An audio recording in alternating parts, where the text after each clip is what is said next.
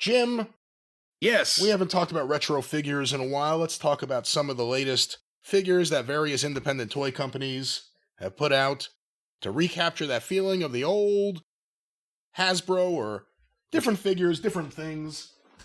Recapture that feeling of the old stuff you thought you were going to get from PowerTown. You know what? I got a PowerTown update. You want to hear a PowerTown update? What is the PowerTown update? This is maybe one of the more pathetic updates I've ever had to give here on the show, ladies and gentlemen. What we last covered was Greg Gagne and Magnum TA doing a podcast where not only did they not say where anything was, they made it sound like if you push us too hard, you'll get nothing, and I'll go home. It was one of the more... I don't have to put up with this. It was one of the more stunning and tone-deaf things I've ever seen. Needless to say, multiple toy companies have delivered lots of product to lots of people since that time. They're the only ones still unable to get anything that may or may not have been manufactured sent here to America. They said they're going to come by airmail. But anyway, that was the last thing we heard. Then everyone went radio silent because obviously that didn't go well for anyone involved in that production. Yeah. Remember Magnum said that they had unlimited storage space in a warehouse in Alabama? Yes, I do remember that statement there. There's a warehouse. I don't even think I should say their name here, but there's a company in Alabama, because I have their address, Gulf Shores, Alabama. That's all the way down on the Gulf Coast, by the way. That sells PowerTown figures. You'll get emails from them, and they're always marked way down. Like they just keep marking them down, but they must have a lot of inventory there, a lot of stuff. But I've even bought a few things from them just to use them as gifts to give to people before I realized, boy, they really have a whole lot of these. I got an email from them. So this is the store. Again, it's a store selling PowerTown stuff.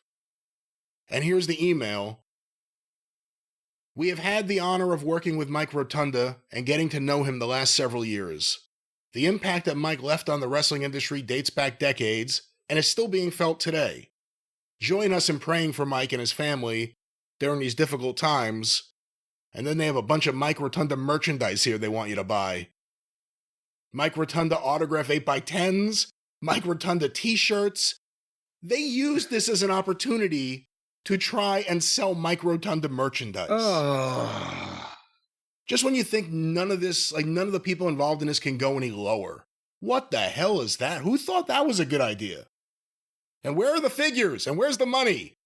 But again, we have no answers to anything, but that's the latest update. All right. Well, now, was there any statement like, and all of the money that we take in from the sales of Mike Rotunda's merchandise listed here is going to the family in this trying time or anything like that? Or just, hey, we really hope he gets better here. Here's some merchandise. No, it's an email where it says featured legend, the iconic legacy of Mike Rotunda. And it's just a bunch of merchandise they're just selling after they ask you to pray for him.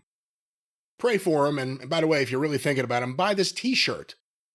Well, I got a PowerTown update, by the way, because I actually found, remember I told you that I had Stan send me the contract that Greg Gagne had told me he'd signed already. And he said, I didn't sign shit.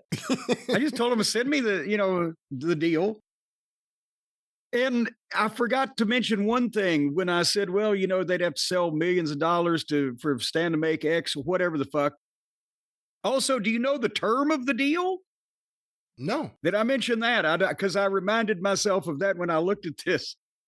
The term of the deal on the talent's part is basically for fucking ever, unless they were to breach, which obviously they've breached everything they've had in their britches. But yeah, they could like ixnay the talent. Okay, and then there was a sell-off period of 1 year where they're allowed to sell whatever they've manufactured and this and that. But they could part by mutual arrangement, but otherwise there was no time limit. It was like the fucking guy was signed to them forevermore. And how long, as we mentioned, would it take for them to, in the best of circumstances, if they were doing what they were supposed to be doing, manufacture and sell figures for over 200 talents. So hopefully some of those people that signed up were in their early 30s because it's going to take a while. The contract you saw, Stan's contract, was it explicitly just for a certain size of wrestling figures, or was it for merchandise beyond that? Was it for any wrestling figure? What was it? Oh, it's, I don't have it here where I can grab it, but it's for a variety of merchandise and different thing, intellectual property and your likeness and image and etc. But no, they had grand plans for all kinds of different types of things. And, you know, and also, well, it's not a secret. Apparently it is to them, but Stan Lane's real name, and why I think I mentioned it, why he always hated to be called Stanley, is Wallace Stanfield Lane. His dad's name was Wallace, and his middle name is Stanfield.